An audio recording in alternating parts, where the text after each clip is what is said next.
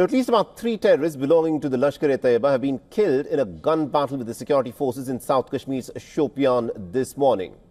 According to the Jammu Kashmir police, while the terrorists are yet to be identified, 2 of them are believed to be Pakistani terrorists.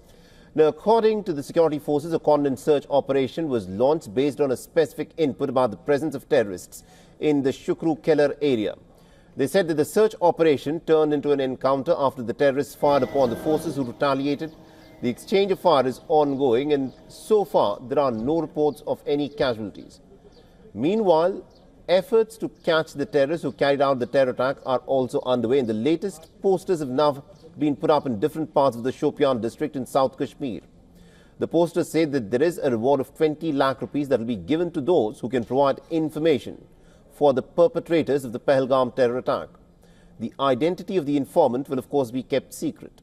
The terrorists named in the posters are 2 Pakistani nationals, Ali Bhai alias Talha and Asif Fauji, also known as Musa, and local Adil Hussain Tokar and Ehsan are the ones who have been identified.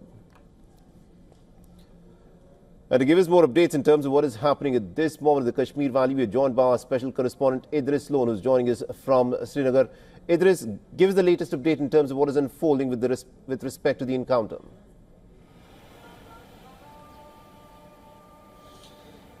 Well, Saleh, in Shopian encounter, 3 terrorists belonging to Lashkar-e-Taiba have been killed so far by the security forces.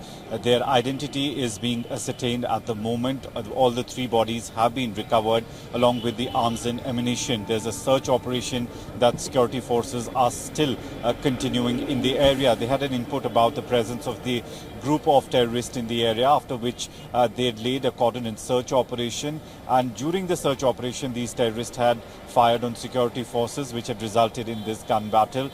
Search operation still continues, but 3 terrorists have been killed in the operation at the moment. On the other hand, in the same district in Shopian, we've seen that posters have been put up all across the district about of the Pahalgam attackers. All the 4 terrorists who were involved in the Pahalgam attack, their pictures have been put up all across Shopian district, asking people, appealing people, if they have any information about these terrorists, they can reach out to the phone numbers that have been given in the posters. A reward of 20 lakh has been announced to anyone who gives information about them, and also their identity will be kept secret.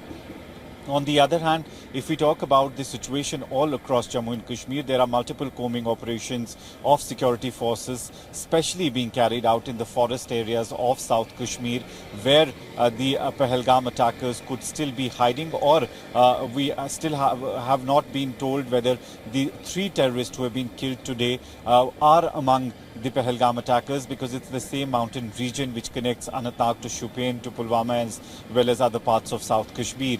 On the other hand, Saleh, the life in Jammu and Kashmir finally returning to normalcy. All the educational institutions, which include schools, colleges, universities, have been opened except the ones which lie in the bordering districts of Jammu as well as in Kashmir division. The Srinagar airport has been made functional. All the flights have started taking off and landing at Srinagar airport finally, as well as in the Jammu division. And we've also seen the people who live very close to the line of control and close to the forward posts have finally been allowed to move back to their respective homes. Around 500 structures, which mostly includes the houses, were damaged in the Pakistani shelling in the last one week. And now people who had taken shelter in different areas of the districts and towns, they are allowed to basically go back to their houses. A lot of them basically have nothing to go back to, because their houses were completely damaged and destroyed. But the government making sure by providing relief to those people who have been impacted and affected during the ceasefire violations. Indeed. Thank you very much, Idris Lone, for joining us and getting us all those details there.